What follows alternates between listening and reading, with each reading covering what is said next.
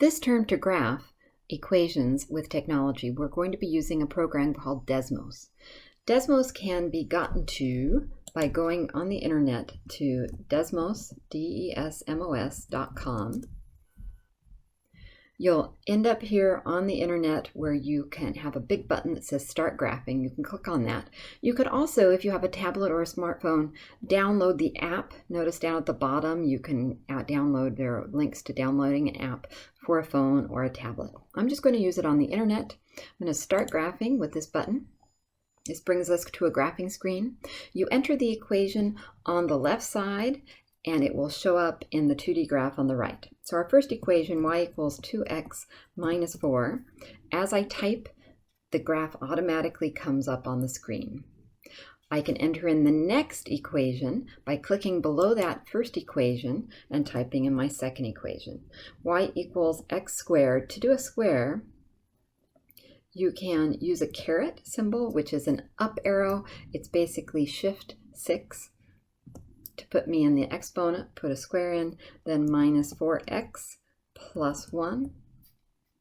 There's our second graph. Notice Desmos automatically makes the second graph a different color so that you can identify which one is which.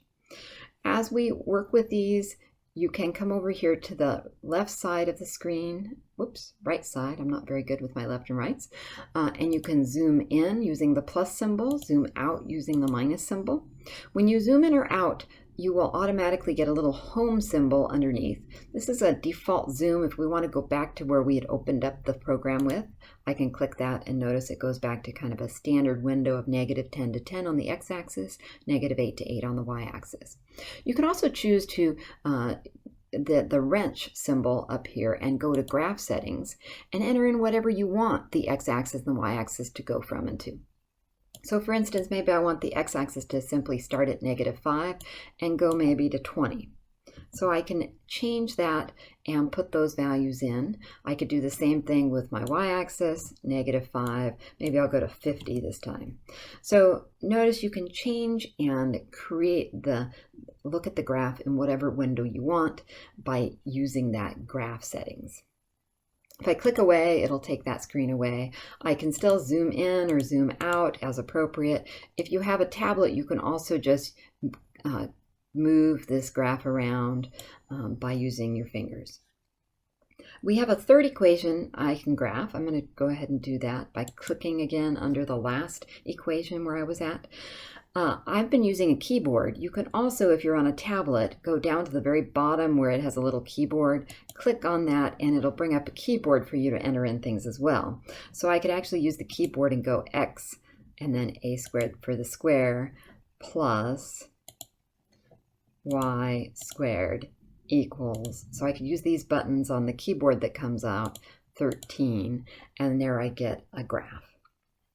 Now this is actually a circle, but because I've changed the grid and the window, it looks elongated. If I go back to the standard window by using the home default zoom button, it'll look more like a circle because the default zoom is going to make the X and Y axis have the same scale on it. So you won't have the distortion like we had before of looking at that circle is kind of elongated.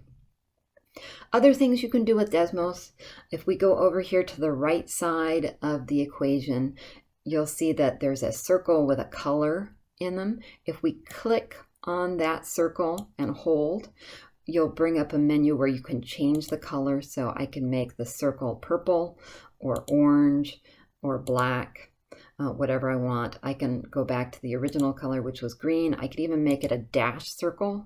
So your choice. What you want to do. If instead of clicking and holding, you just clicked on that circle that's to the right of or left of the equation, you will get the graph to disappear or reappear. So Desmos has a lot of really easy features. I encourage you to explore it. It is easier to use a regular keyboard versus their keyboard down here. So if you are using a computer, I recommend you just use your regular keyboard.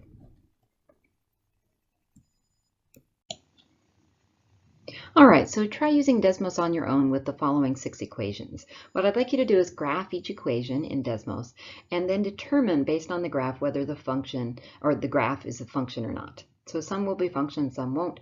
Use the vertical line test to determine that. I'd like you to do this first on your own, so definitely pause the video, practice this, try to get the answers to all 6. Once you think you have it, unpause and you'll see me run through the examples, and then I'll have all of the answers at the end. Okay, let's get right to graphing. I've got Desmos open, and what we're going to do is just start by typing in our first equation.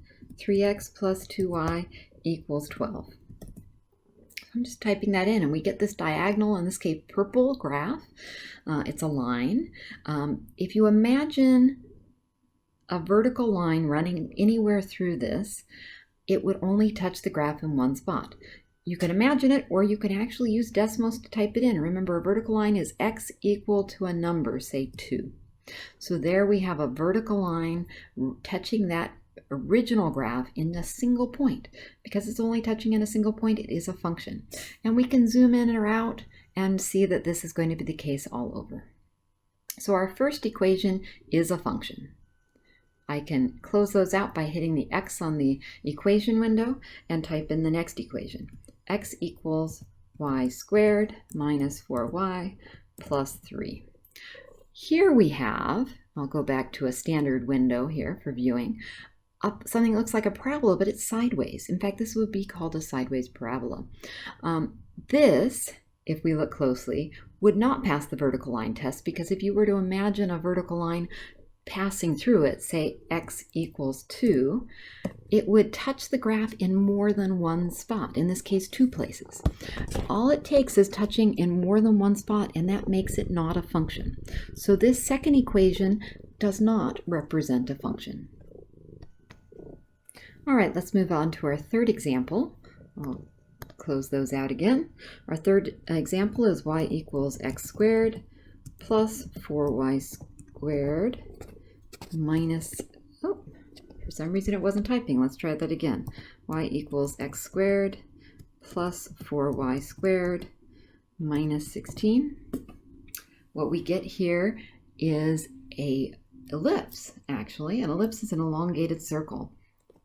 This, again, is not a function, because you can imagine taking a vertical line, in this case x equals 2, would again touch in more than one spot.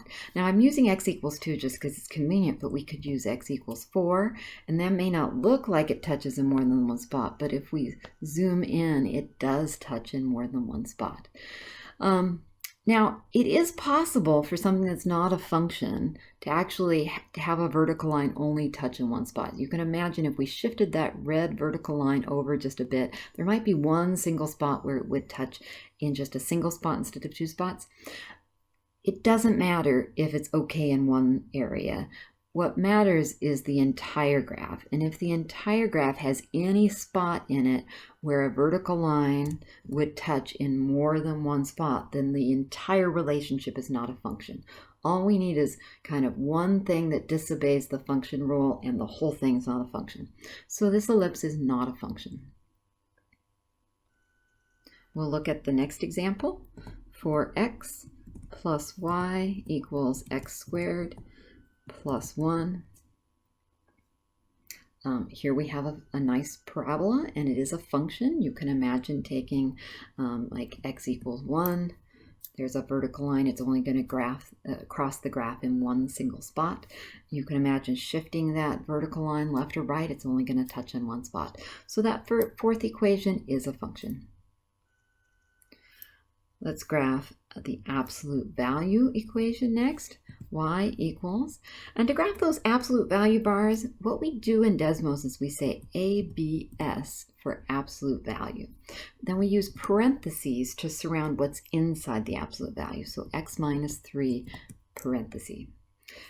It turns out the graph of an absolute value is actually a V-shaped graph. But if we look at it carefully, no matter what vertical line I would send this through, x equals 3, x equals 4, x equals 6, it would only touch this shape, this V shape, in one spot. So the original equation is a function. Okay, the y equals the absolute value of x minus 3 is a function. And finally, y plus 6 equals x squared minus x. Can't see the bottom of that, so I'll shift this graph a bit. Once again, we have a parabola, which is also a function, because any vertical line would only pass through that graph once. So you can imagine this vertical line shifting left or right, and it's only ever going to touch the function in one spot, or the graph in one spot. So there's our 6 examples. You'll probably do more in homework, but that's a quick way of looking at a graph with Desmos and determining whether the graph is a function or not. So here are the answers to those questions I asked you about. All 6 equations, here's a graph from Desmos of each one of them and whether they are functions or not. And again, we can determine whether something is a function from its graph using the vertical line test.